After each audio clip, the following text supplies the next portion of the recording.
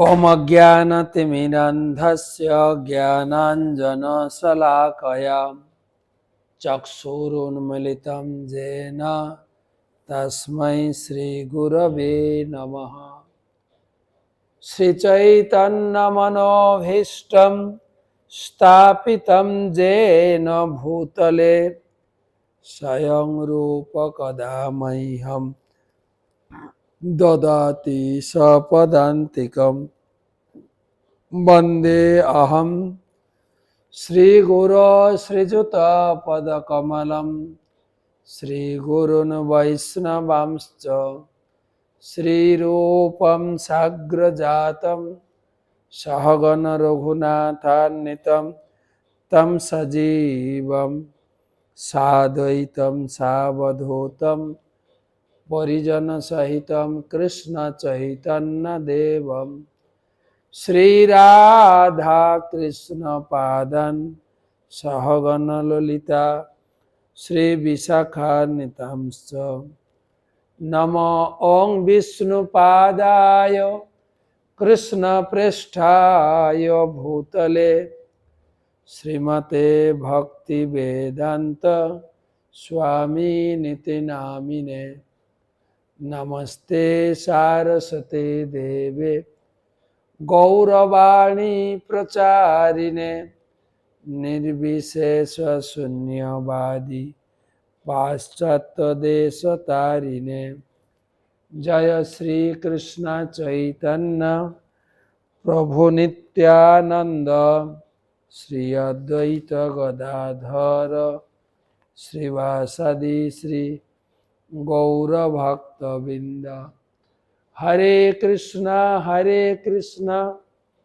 कृष्णा कृष्णा हरे हरे हरे राम राम राम हरे हरे।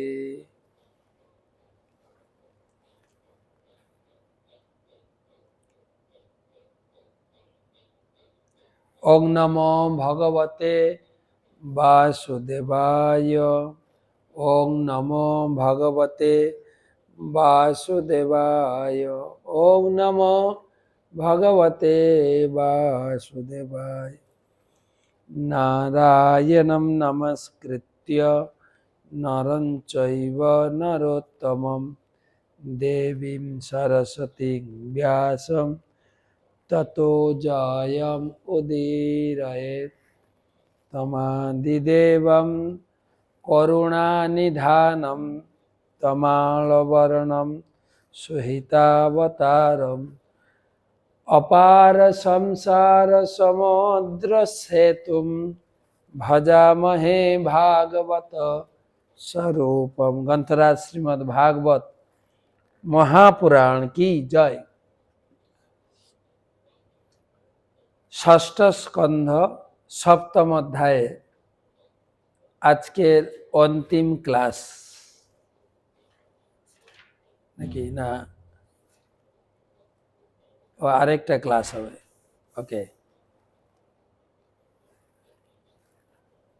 শ্রী ঋষিরৌবাচ अभ्यर्थित सुरगणै पौरहित्ये महातपाः सविश्वरूपतानाः प्रसन्न संक्लया गिरा। 34, 35, 36 तीनटा श्लोक पढ़ब। प्रथमे गुरुदेवेर चरणे प्रणाम निवेदन करे तार अहेतुकी कृपा आशीर्वाद प्रार्थना करी। नमो ओं विष्णुपादाय कृष्णप्रेष्ठाय भूतले श्रीमते जयपताका स्वामिनिति नामिने नमो आचार्यपादाय निताय कृपाप्रदायिने गौरकथा धामदाय नगरग्रामतारिणे। 34 ऋषिरौवाच अभ्यर्थित सुरगणै पौरहित्ये महातपाः सविश्वरूपतानाः প্রসন্ন শক্নয়া গিরা। শ্রী সুখদেব গোস্বামী বললেন, সমস্ত দেবতারা যখন মহা তপস্বী বিশ্বরূপকে তাদের পুরোহিত হওয়ার জন্য অনুরোধ করলেন, তখন তিনি অত্যন্ত প্রসন্ন হয়ে উত্তর দিয়েছিলেন। অর্থাৎ বিশ্বরূপ স্বীকার করেছিলেন, তার দেবতাদের অনুরোধ স্বীকার করেছিলেন।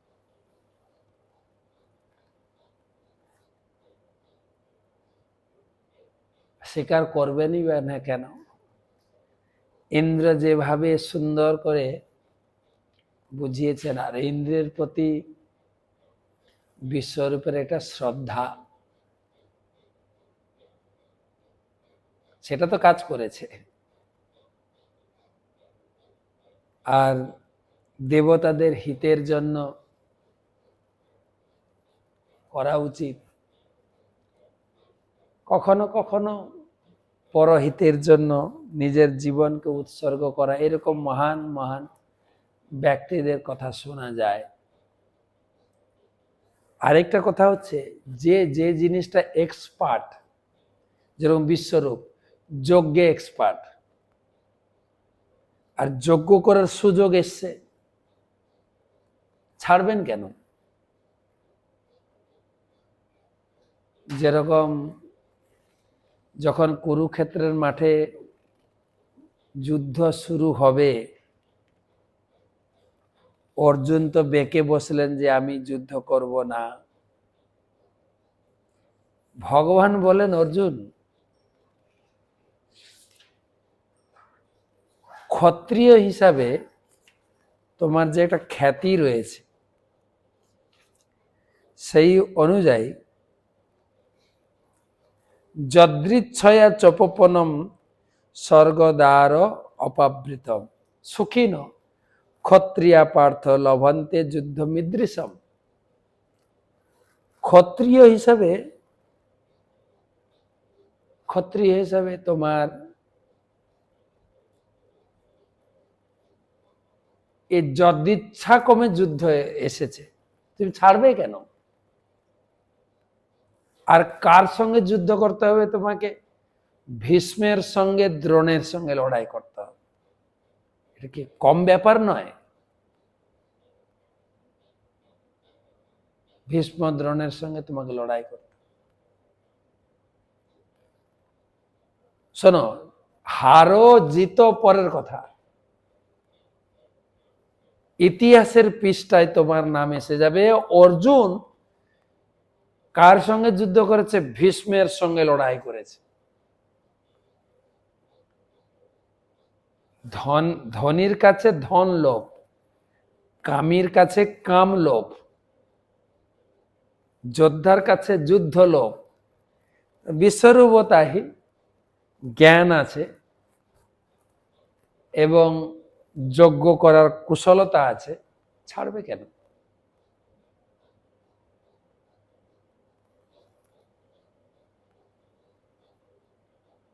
কি বললেন? শ্রী বিশ্বরূপ উবাচ বিগর্হিতম ধর্মশীলই ব্রহ্মবর্চ উপব্যয়ম কথম নো মদ্বিধো নাথ লোকে শৈরভিজাজিতম প্রত্যাখ্যাস্যতি তৎশিষ্য স এব সার্থ উচ্যতে।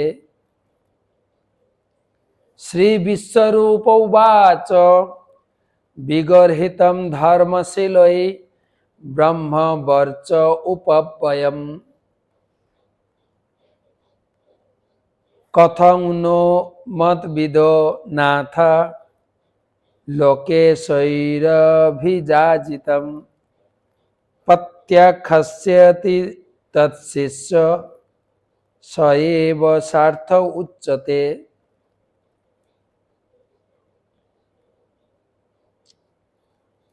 শ্রী বিশ্বরূপ বললেন, হে দেবতাগণ, পৌরোহিত্য পূর্বলব্ধ ব্রহ্মতেজের ক্ষয়কারক বলে যদিও ধর্মশীল মুনিরা তার নিন্দা করেন, তবু আমি কিভাবে আপনাদের প্রার্থনা প্রত্যাখ্যান করতে পারি? আমি স্বীকার করলাম। পৌরোহিত্য কার্য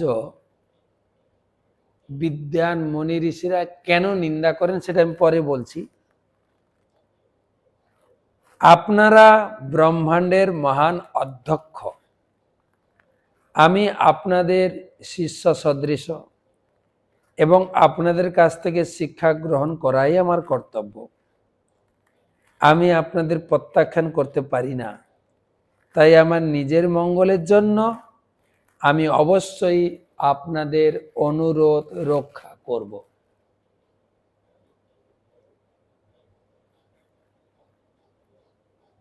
খুব অনেকগুলো ফিলোসফি, দর্শন এবং দামি কথাও বলেছেন। আমার মঙ্গলের জন্য আপনাদের উপদেশ আমি স্বীকার করলাম।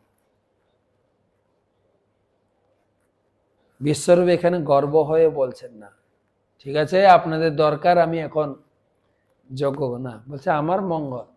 কেন? আপনারা আমার গুরুজন, আপনাদের নির্দেশ বাক্য আদেশ আমার গ্রহণ করা আমার পক্ষে হিতকর।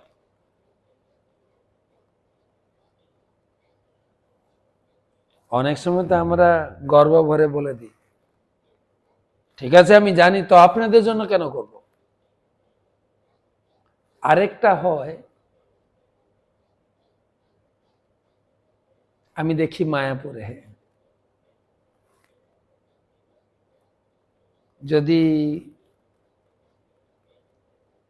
কাউকে ক্লাস দিতে বলা হয়, অনেক ভক্ত বাইরে তো সুন্দর ক্লাস দেন, গীতা কোর্সে হোক, ভক্তি বিক্সে হোক, নামট্টে হোক, কোনো জনসভা হোক, একদম দীপ্ত কণ্ঠে নির্বিঘ্নে গীতা ভাগবতমের জ্ঞান সুন্দর করে গুছিয়ে লোকে মনোমুগ্ধ হয়ে শুনে। যখন মায়াপুরে পাঠের কথা বলা হয় না, তখন একটু ঢোক গিলতে শুরু করে, না প্রভু আমাকে না দিলে মনে ভালো হয়। কেন না, মায়াপুরে যে পাঠ হয় সেখানে অনেক সিনিয়র প্রভু মাতাজি তারা সামনে বসে পাঠ শুনেন, তাদের দেখলেই একটা ভয় আসে, কি না কি ভুল বলে ফেলছি না তো। তারা তো এই বিষয়ে অনেক অভিজ্ঞ।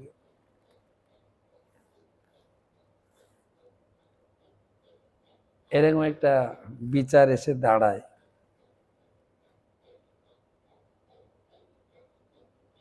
তো এখানে কিন্তু আমি বলি যে না,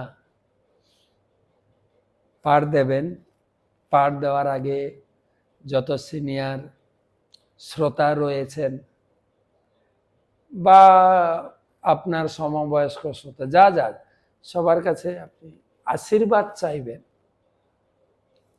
যে আমি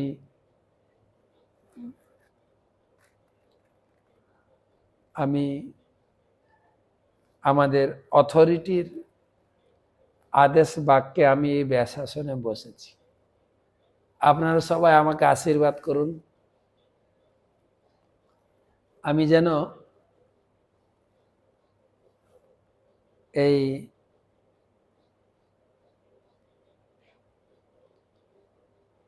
ভাগবত পাঠ যতটুকু আমি বুঝেছি আপনাদের সঙ্গে আলোচনা করার চেষ্টা করব, আমাকে আশীর্বাদ করেন। এটা একটা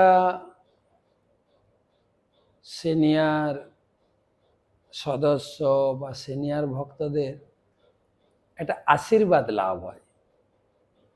তো সেটাই বিশ্বরূপ বলছেন যে আমি কি করে প্রত্যাখ্যান করব আপনাদের আদেশ, আপনাদের স্নেহ, আপনাদের আশীর্বাদ।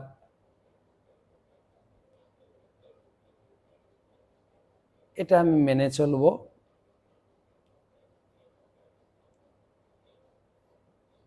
আপনাদের সেবায় যেন আমার জীবনটা উৎসর্গ হয়।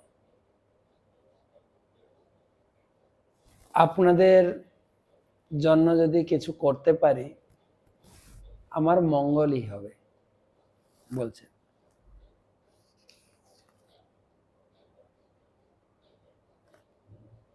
তো একটা বিষয় যে সাধারণত বিদ্বান ব্যক্তিরা তারা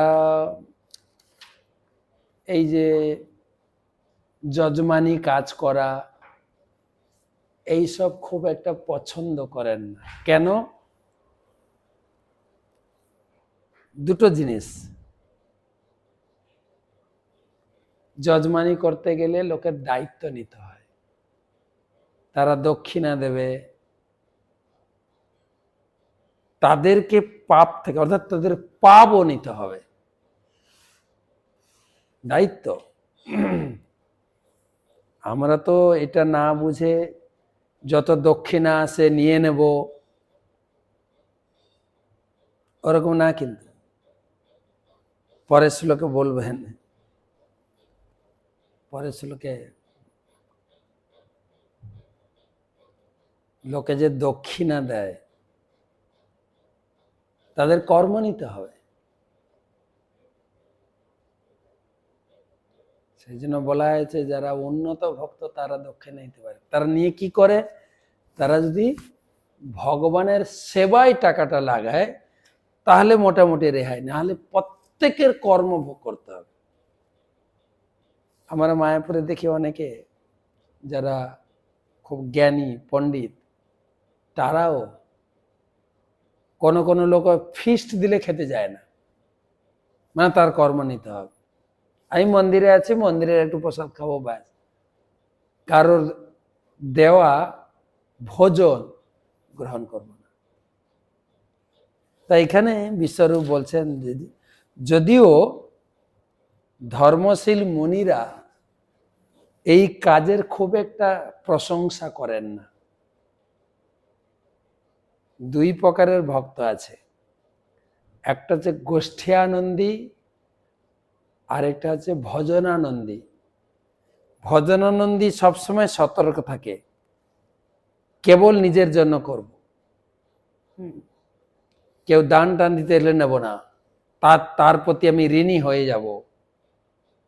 আর ভজনানন্দী সমস্ত কিছু দায় দায়িত্ব নিয়ে তাকে উদ্ধার করবে। যেরকম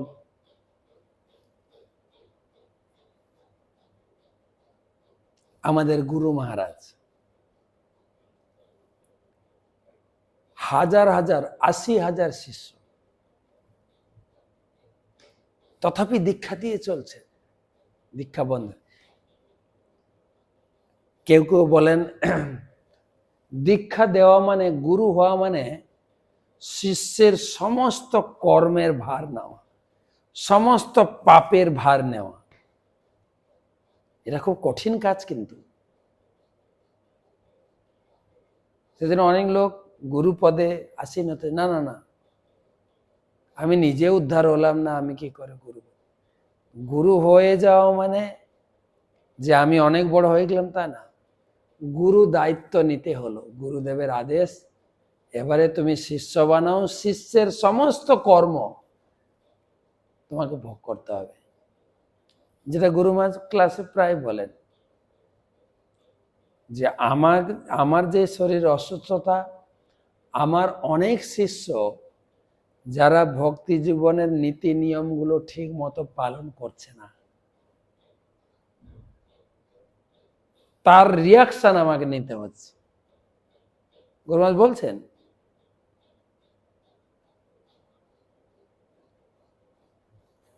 তো সেজন্য এখানে বলছেন পৌরোহিত্য করা ব্রহ্ম তেজের ক্ষয়কারক। যজমানি নেওয়া, দায়িত্ব নেওয়া, লোকের উপকার করতে গেলে নিজের থেকে কিছু যাবে, তবুও আমি করব, কেননা আপনাদের কাছে আমি চিরকৃতজ্ঞ। আপনাদের আদেশ, আপনাদের স্নেহ আমি পৌরোহিত্যের কাজ করব। অকিঞ্চনানাম হি ধনম শীলঞ্ছনম, অকিঞ্চনানাম হি ধনম শীলঞ্ছনম, তেনেহ নির্বতিত সাধু সৎক্রিয়, কথম বিগর্হা নো করমধীশ্বরা, পৌরোধসম হৃষ্যতি যেন দুর্মতি। অকিঞ্চনানাম হি ধনম শীলঞ্চনম, তেনেহ নির্বতিত সাধু সৎক্রিয়, কথম বিগর্হম নো করমধীশ্বরা, পৌরোধসম হৃষতি যেন দুর্মতি। অনুবাদ: হে বিভিন্ন লোকের অধীশ্বরগণ, শস্য ক্ষেত্রে পরিত্যক্ত শস্য কণিকা গ্রহণ করে এবং হাটে পতিত শস্য গ্রহণ করে শিলঞ্চন বৃত্তির দ্বারাই আদর্শ অকিঞ্চন ব্রাহ্মণতা দেহ ধারণ করেন। এইভাবে গৃহস্থ ব্রাহ্মণ তপস্যা করে নিজের এবং পরিবারের ভরণ পোষণ করেন এবং সর্বপ্রকার বাঞ্ছনীয় পুণ্যকর্ম অনুষ্ঠান করেন। যে ব্রাহ্মণ পৌরোহিত্য কর্মের দ্বারা ধন উপার্জন করে সুখভোগ করতে চান, তিনি অত্যন্ত নীচ মনোবৃত্তি সম্পন্ন। সেই প্রকার পৌরোহিত্যে আমি কিভাবে গ্রহণ করব?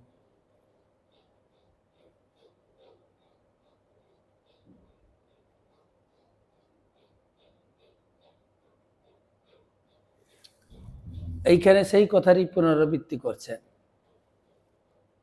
যে সাধারণত এই যে ব্রহ্ম তেজ নষ্ট হওয়ার কথা বলছেন না, তাই যারা যারা গুরু দায়িত্ব গ্রহণ করছেন বা এই সময় তো পৌরোহিত্য দায়িত্ব যারা গ্রহণ করেছে, তাদের একটাই কাজ হওয়া উচিত, জীবনে ভরণ পোষণের যতটুকু দরকার ততটুকুই। এখন তো দেখা গেছে একটু অন্যরকম, ঘরে একটু ঠাকুর রেখে দেন, যা অনেক ভক্তরা করছে।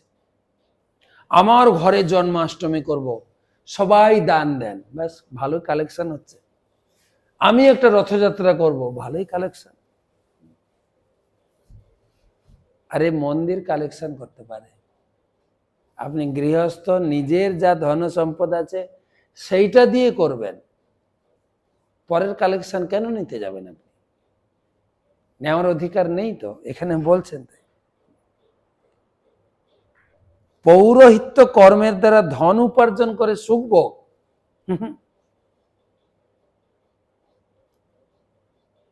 সেটা করা উচিত নয়। এখন দেখুন বেশিরভাগ তাই হচ্ছে।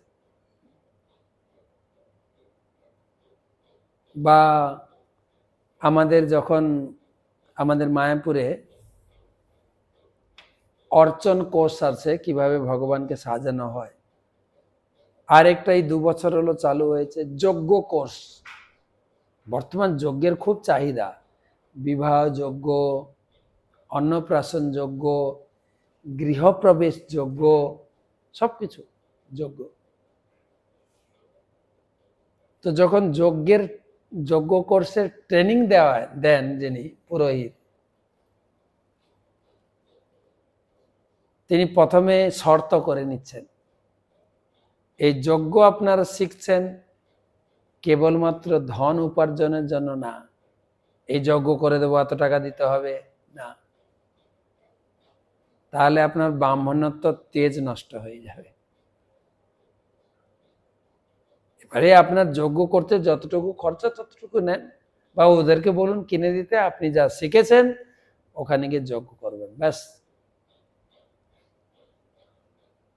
আপনি বলবেন আমার সংসার চলবে কি করে, তাহলে আপনি যজ্ঞটাকে ইনকামের লাইনে ধরে নিয়েছেন, সেটাই এখানে নিন্দা করা হচ্ছে। না, এই ধরনের পৌরোহিত্য আমি করব না।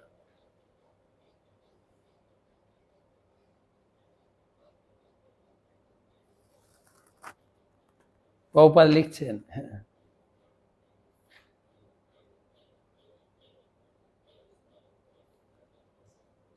শুদ্ধ ব্রাহ্মণ স্বেচ্ছায় দারিদ্র্য বরণ করেন, সর্বতভাবে ভগবানের কৃপার উপরে নির্ভরশীল। উদাহরণ দিয়েছেন প্রভুপাদ। কয়েক বছর আগেও নবদ্বীপের নিকটবর্তী কৃষ্ণনগরে এক ব্রাহ্মণ বাস করতেন, যাকে স্থানীয় জমিদার ব্রজকৃষ্ণচন্দ্র আর্থিক সাহায্য দিতে চেয়েছিলেন, কিন্তু সেই ব্রাহ্মণ তার সেই আর্থিক সাহায্য গ্রহণে অস্বীকার করেন। তিনি বলেন যে তার শিষ্যদের দেওয়া অন্ন ও তেঁতুল পাতা সিদ্ধ করে তার গৃহস্থ জীবন অতি সুখে রয়েছেন। জমিদারের সাহায্য গ্রহণ করার কোনোই প্রয়োজন নেই।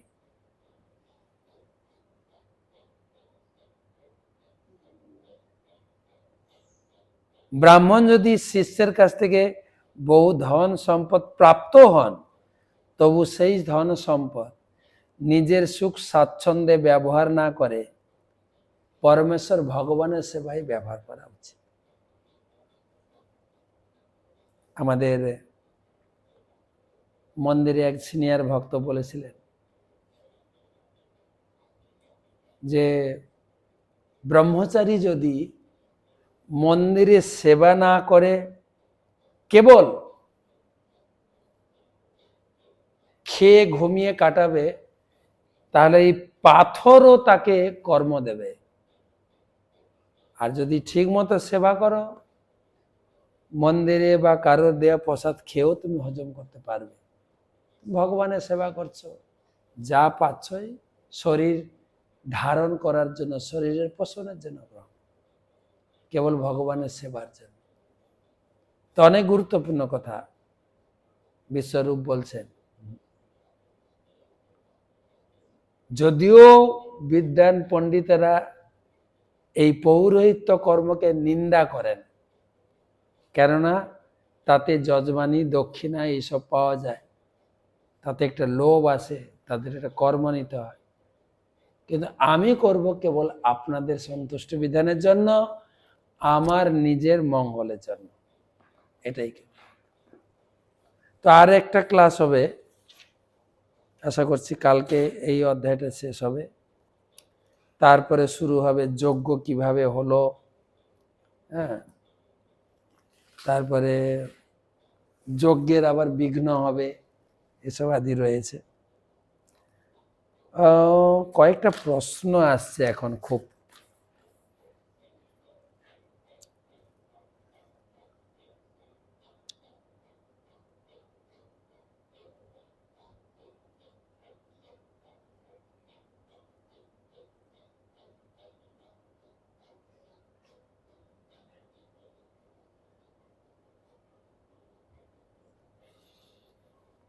প্রশ্ন করেছেন একজন, আমি নাম বলছি না। আমার একটা প্রশ্ন আছে, কোনো ব্যক্তি মারা গেলে সাধারণত কর্মীরা সেই মৃত ব্যক্তির উদ্দেশ্যে 1 মিনিট বা 2 মিনিট নীরবতা পালন করেন সেই মৃত ব্যক্তির আত্মার শান্তির জন্য। তাতে কি আসলে আত্মার শান্তি লাভ হয়? অবশ্যই হয়। এটা নীরবতা নয়, আপনি যেটা ভাবছেন ওটা নয়। কিন্তু সেই মৃত ব্যক্তির উদ্দেশ্যে ভগবানের কাছে প্রার্থনা করেন আকুলভাবে, যিনি আমাদের ছেড়ে চলে গেলেন, হে প্রভু তার জন্য একটু মঙ্গল করুন। এটা হচ্ছে আত্মার শান্তি কামনা। এমনকি আমরাও দেখি আমাদের যে ইসকনের হোয়াটসঅ্যাপ গ্রুপ রয়েছে, তারা বলেন অমুক প্রভু তার বয়সে ভারে তিনি দেহত্যাগ করলেন, সবাই তার জন্য প্রার্থনা করেন। কেউ লিখেন, এই প্রার্থনা দেখে অনেকের আবার লোভ হয়ে যায়, আমার বাবা মারা গেলেন, প্লিজ আপনারা প্রার্থনা করবেন। ভক্তরা প্রার্থনা করেন। ভগবান নিজে বলেছেন বা আচার্যগণ বলেছেন যে বৈষ্ণবের আবেদনে কৃষ্ণ দয়াময়, এ হেন পামরপতি হবে না সদয়। যে কোনো ব্যক্তি, সে বৈষ্ণব হোক বা কর্মী হোক, প্রত্যেকের জন্য মঙ্গল প্রার্থনা করবেন। আমরা ভগবানের কাছে মঙ্গল প্রার্থনা করতে পারি, আমরা মঙ্গল করতে পারি না। মঙ্গল তো করবেন ভগবান। আমরা ছোটবেলা থেকে একটা কথা শুনেছি, ভগবান যা করেন মঙ্গলের জন্য। আমি আগেও বলেছি, যখন বিবেকানন্দ তিনি সেই বিবেকানন্দ কন্যাকুমারীতে 12 বছর তপস্যা করে সিদ্ধি লাভ করে ফিরলেন, বিবেকানন্দ এসে বলছেন আমি দেশের দশের কিছু উপকার করতে চাই। তার গুরুদেব রামকৃষ্ণদেব বলছে, সে কি রে নরেন, তুই কি দেশের মঙ্গল করবি? মঙ্গল তো গোবিন্দ করে, ঠাকুর করবে মঙ্গল। তো মঙ্গল আমরা নীরবতা থাকলেও হবে না, কিন্তু এটা নীরবতা নয়, সকলে কারোর মৃত্যুতে সকলে একটু ঈশ্বরের কাছে প্রার্থনা করেন, হে প্রভু